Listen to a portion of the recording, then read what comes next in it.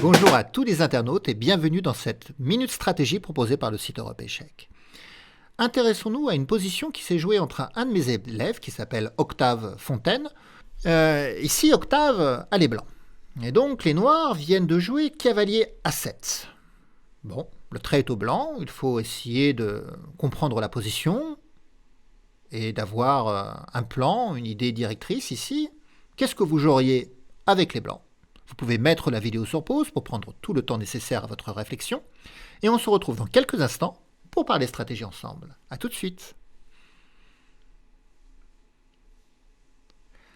Voilà, j'espère que vous avez eu le temps de mettre la vidéo sur pause. Et avant de prendre la moindre décision, il faut comprendre les déséquilibres de la position. Et ici, il y a beaucoup de déséquilibres. On n'a pas ni le même rapport matériel, ni la même structure de pion.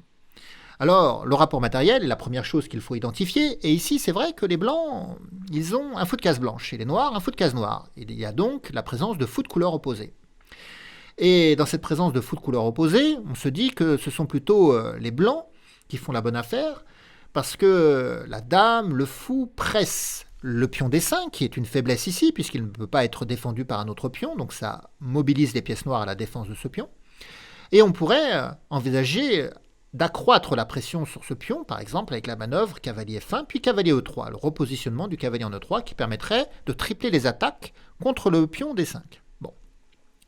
Le fou de case noire des noirs est plutôt muselé en fait ici. Le pion D4 est protégé par le pion C3, donc il n'a pas la même influence que le fou G2 qui va presser et appuyer l'attaque sur D5. Ceci dit, on pourrait tout de suite d'ailleurs jouer cavalier F1, cavalier E3, cette manœuvre pour attaquer D5. Mais les noirs peuvent quand même nous embêter sur les cases noires. Couleur de case qui est plutôt faible pour les blancs puisqu'on n'a pas de fou de case noire.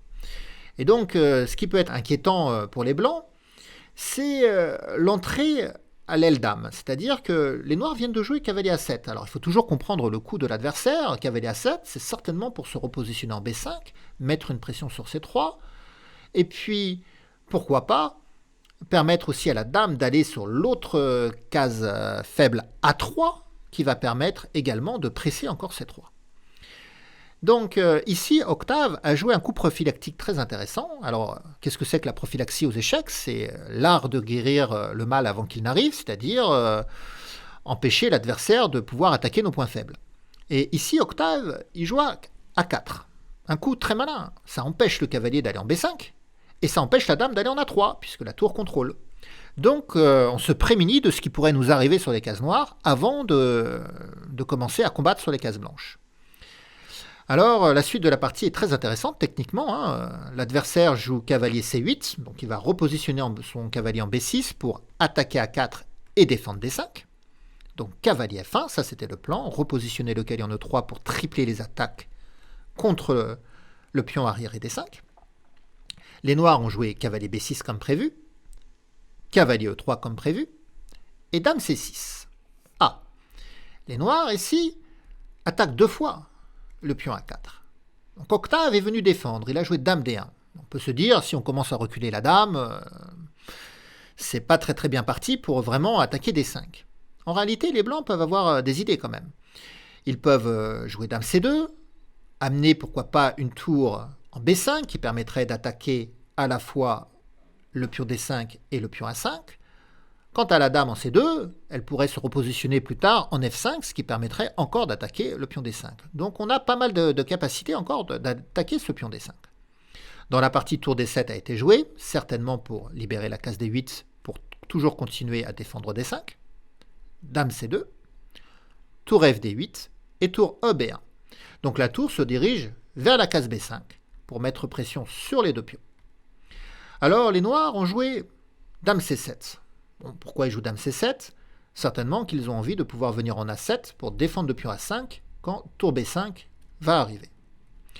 Alors d'ailleurs, tour B5 arrive. Donc les noirs jouent dame A7. Et maintenant, on a 3 attaquants sur D5 pour 3 défenseurs, mais on a la capacité de jouer dame F5. C'est ce qui se passe dans la partie. Dame F5. On rajoute un attaquant sur le pion D5. Et là, c'est très difficile pour les noirs d'arriver à défendre. Je ne sais même pas s'ils peuvent encore y arriver, puisque si on joue dame B7, bon déjà le cavalier serait cloué, on pourrait jouer des tours B1 par exemple, mais le pion A5 tomberait.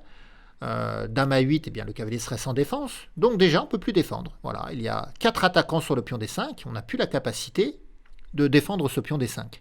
Et les noirs ne sont pas parvenus ici à engager le combat sur les cases noires. Le fou de case noire est spectateur de la déroute sur les cases blanches. Alors, l'adversaire a perdu assez rapidement maintenant. Il a joué Dame A6. Il prépare une petite tactique avec cavalier prend A4 pour essayer de s'emparer de la tour, mais ça ne marche absolument pas. Cavalier prend D5 a été joué. Cavalier prend A4. Mais cavalier prend F6 échec va permettre de à la fois ruiner la structure de pion à l'aile roi et ensuite de gagner le cavalier ici. Donc pion prend F6, tour prend A4. Les blancs ont une pièce en plus. Le roi noir est très faible. On a des attaques sur les cases blanches avec fou E4 et on percera avec dame H7. Et le pion A5 également va tomber. Donc c'est une catastrophe bien sûr pour les noirs. Voilà, donc il fallait ici trouver le coup prophylactique A4 qui va subtiliser la case B5 au cavalier noir, qui va subtiliser la case A3 à la dame noire et qui va permettre ensuite de dérouler notre plan d'attaque du pion D5 avec cavalier F1, cavalier E3 et plus tard l'arrivée d'une tour en B5 lorsque le cavalier A7 aura quitté la défense de cette case bien sûr. Voilà, j'espère vous avoir aidé à décrypter cette phase stratégique. Je vous souhaite une bonne fin de journée. Au revoir et à bientôt pour une nouvelle Minute Stratégie.